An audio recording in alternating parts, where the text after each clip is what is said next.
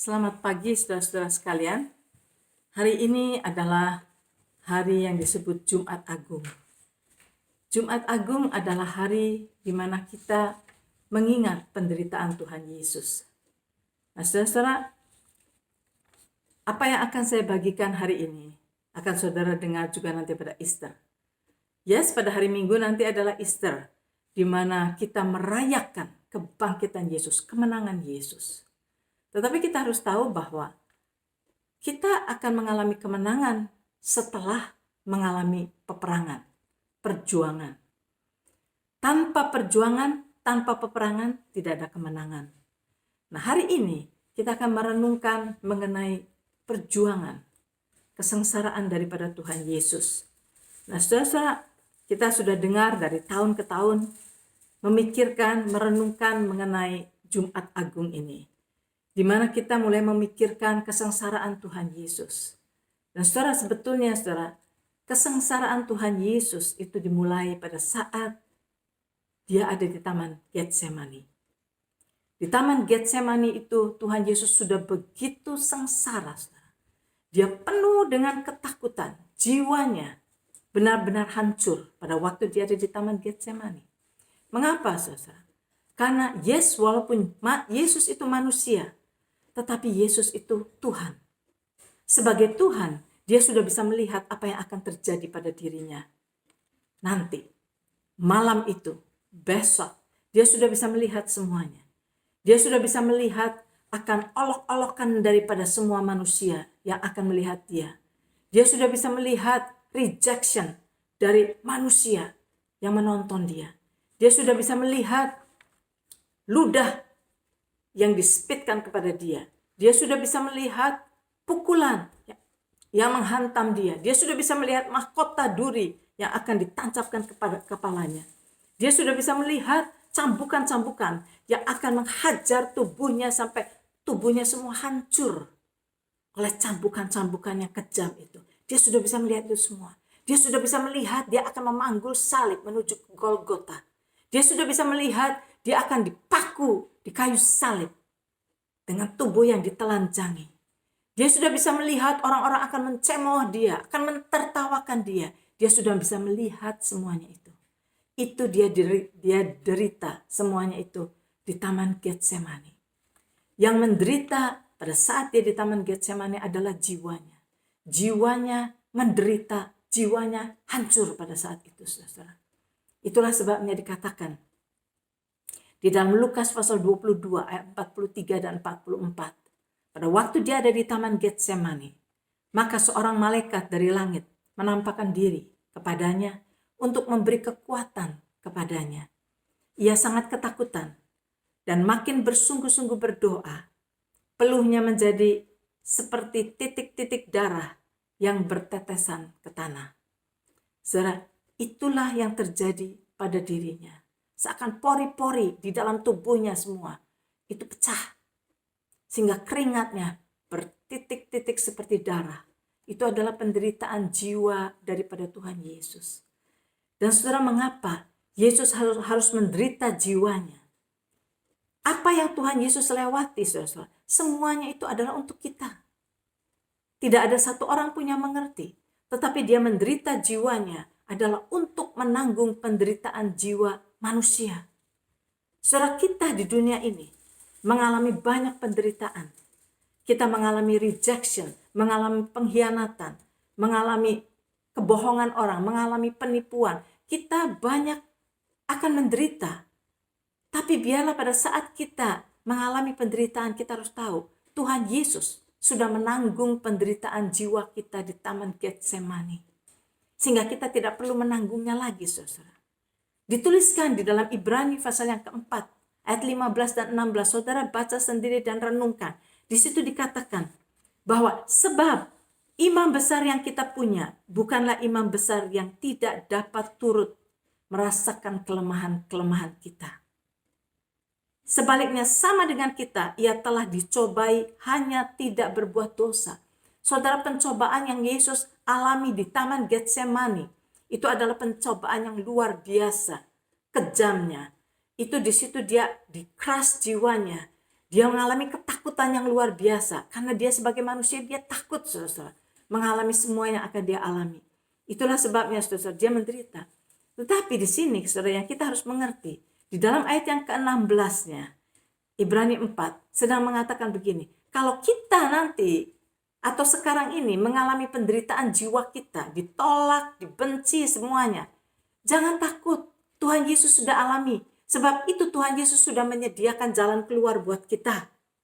Dikatakan ayat 16-nya, sebab itu marilah kita dengan berani, dengan penuh keberanian menghampiri tahta kasih karunia supaya kita menerima rahmat dan menemukan kasih karunia untuk mendapat pertolongan kita pada waktunya. Yang berarti bahwa pada saat kita menderita jiwa kita karena penolakan, karena rejection, karena segala yang kita alami itu, jangan takut. Tuhan sudah menyediakan jalan keluar buat kita. Yesus sudah mengalami itu, sebab itu dia sudah menyediakan bagi kita jalan keluar.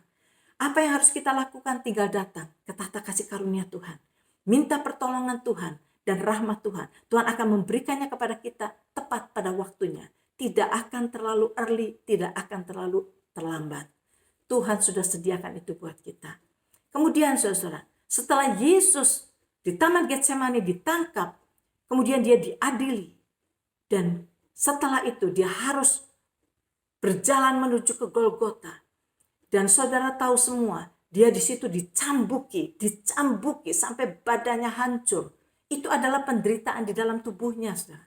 Tubuhnya menderita, dicambuki sampai hancur semua. Dan kita harus mengerti, penderitaan tubuh Yesus juga ada purpose-nya. Walaupun pada saat dia dicambuki, tidak ada orang yang mengerti why dia harus menderita seperti itu. Tidak ada orang yang mengerti. Tetapi dia sedang menanggung sakit penyakit kita, saudara.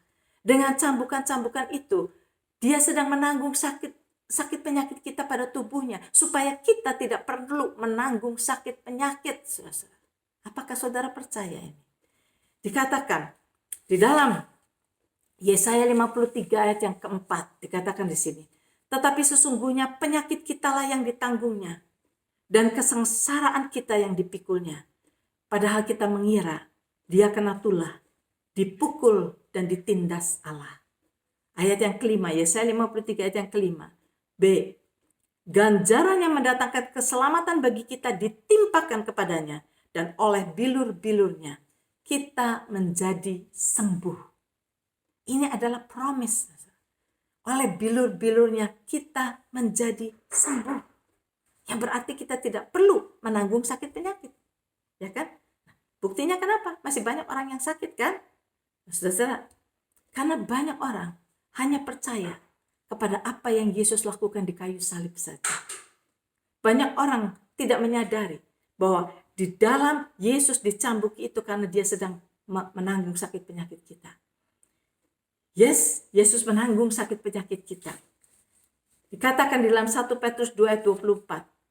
Ia sendiri telah memikul dosa kita di dalam tubuhnya di kayu salib, supaya kita yang telah mati terhadap dosa hidup untuk kebenaran. Itu betul. Dan banyak orang orang Kristen hanya percaya kepada this point, bahwa Yesus menanggung dosa kita, Yesus menanggung hukuman kita, supaya kita tidak perlu menanggungnya lagi, supaya begitu kita mati kita akan masuk surga. Itu yang orang Kristen percaya. Itu betul, semuanya betul, saudara. Tetapi terusannya, oleh bilur-bilurnya kamu telah sembuh. Tidak selesai sampai di situ. Ada lagi. Yang Tuhan Yesus lakukan itu adalah dia tanggung penderitaan jiwa kita, dia tanggung penderitaan tubuh kita, dia tanggung penderitaan roh kita. Dan saudara, saat akhirnya saudara kita lihat Tuhan Yesus dipaku di kayu salib. Dia dipermalukan di sana. Dia mengalami kematian yang terkutuk karena upah dosa itu adalah maut. Yesus mengalami semuanya itu. Dia pada waktu di kayu salib, dia menyedot semua judgment yang seharusnya turun ke atas diri manusia. Dia sedot semua kepada dirinya sendiri. Karena dia sudah menyedot semua dosa isi dunia ini. Nah, pada saat itu, Yesus mengalami penderitaan yang paling berat. Yaitu spiritnya terpisah dari Bapanya. Mengapa, saudara? Karena Bapanya tidak bisa melihat anaknya yang penuh dengan dosa. Dosa isi dunia ditimpakan kepada Yesus. Sehingga Bapa harus memalingkan wajahnya, harus meninggalkan anaknya. Itu adalah kesengsaraan Yesus yang paling dahsyat. Yesus tidak pernah berpisah dari Bapanya. Pada saat dia di surga, sebelum dia turun ke dunia, dia memerintah bersama dengan Bapanya. Pada waktu dia turun ke dalam dunia, selama 33,5 tahun dia di dalam dunia ini, saudara, Yesus berjalan dengan Bapanya. Sehingga dia katakan, aku tidak pernah melakukan sesuatu yang aku tidak lihat Bapakku lakukan.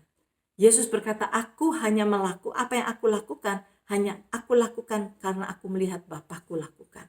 Jadi dia berjalan bersama-sama dengan Bapanya. Dia tidak pernah terpisah dengan Bapanya.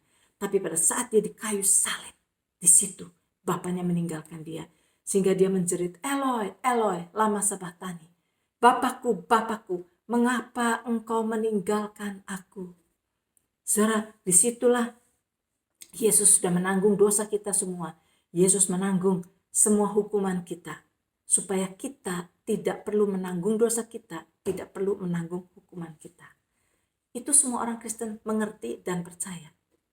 Tetapi yang kita harus mengerti, penderitaan jiwa kita pun sudah ditanggung oleh Yesus. Sehingga kalau sekarang saudara mengalami penderitaan di dalam jiwa saudara, mengalami penolakan, rejection, mengalami sakit hati dan semuanya, itu ada di dalam jiwa saudara. Saudara, Tuhan sudah menyediakan pertolongan buat kita supaya kita bebas daripada penderitaan itu. Demikian juga pada waktu Tuhan Yesus dicambuki, dia sudah menanggung sakit penyakit kita. Sehingga kita harus beriman, percaya bahwa kita tidak perlu menanggung sakit penyakit lagi. Kita bisa usir penyakit itu di dalam nama Tuhan Yesus. Nah, saudara, yes, kita harus belajar mengenai itu. Tetapi start dengan percaya, start dengan pengertian dahulu. Baru saudara akan mau belajar. Dan kemudian kita tahu segala dosa kita sudah ditanggung oleh Tuhan Yesus. Dan hukuman kita sudah ditanggung oleh Tuhan Yesus sehingga kita tidak perlu menanggung dosa dan hukuman kita lagi. Nah saudara, nanti sore saudara akan mengikuti perjamuan kudus. Biar pada saat saudara mengikuti perjamuan kudus, saudara sadari bahwa semua penderitaan kita sudah ditanggung oleh Tuhan Yesus. Dan pada waktu kita memakan roti yang melambangkan tubuh Yesus, kita berkata, Tuhan Yesus, aku melihat engkau sudah dipecah-pecah, tubuhmu sudah dipecah-pecahkan untuk aku. Sebab itu aku terima ini semua untuk kesembuhan bagi tubuhku. Demikian juga pada waktu saudara mengambil cawan itu, saudara yakini bahwa cawan ini adalah perjanjian dengan darah Tuhan. Tuhan Yesus sudah menanggung dosa kita dan menanggung hukuman kita dengan mencucurkan darahnya. Saudara akui ini. Ini adalah darah Yesus yang saudara ambil untuk sebagai pengertian saudara bahwa saudara sudah dibersihkan oleh darah Yesus. Saudara menerima the gift of righteousness dan saudara menerima the gift of no more condemnation. Sampai bertemu Easter nanti.